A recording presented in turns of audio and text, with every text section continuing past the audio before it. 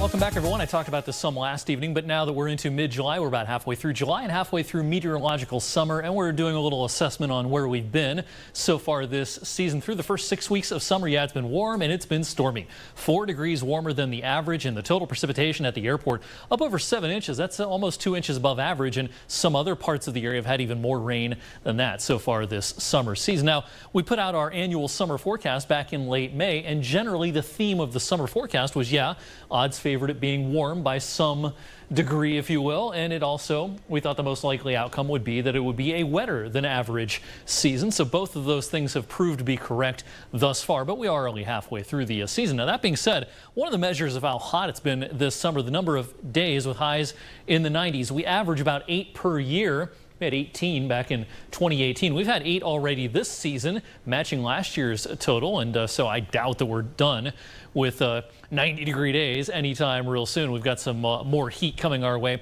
in the next 7 to 10 days, but probably nothing all that extreme. The air temperature today did not hit 90, but the heat index officially did hit 90 this afternoon. It's been rather muggy. It's been rather warm as well. Did you catch some of the videos and pictures from the New Jersey area, New York City as well? Tremendous flooding. Some of these rainfall totals last evening, a lot of this occurred in just an hour or two. 2, 3, 4, almost 6 inches worth of rain resulted in a lot of problems in some flooded subways in and around New York City. There, it's a lot quieter this evening, and locally it's quiet this evening. We have a partly cloudy sky overhead in eastern Ohio and western Pennsylvania, and tonight will be a quiet night. It's going to be a little bit warmer than it was last night. We slipped into the lower 60s last night, but we'll be hard-pressed to drop below 70 overnight for tonight. All right, we have a little bit of a flash flood risk to talk about for the second half of the day on Wednesday. All of eastern Ohio and western Pennsylvania in that kind of medium risk of flash flooding. I don't think true severe weather in terms of hail or damaging winds would be all that likely tomorrow, but any of these randomly placed thunderstorms could drop a lot of rain in a short amount of time.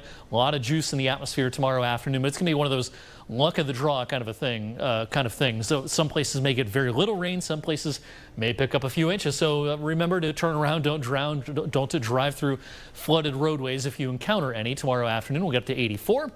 Another active afternoon coming our way Thursday.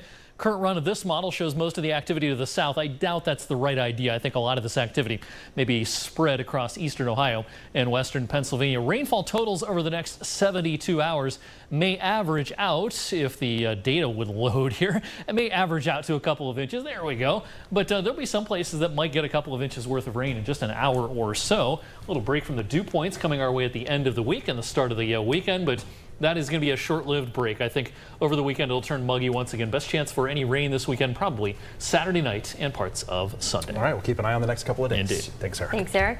Here's a check now of some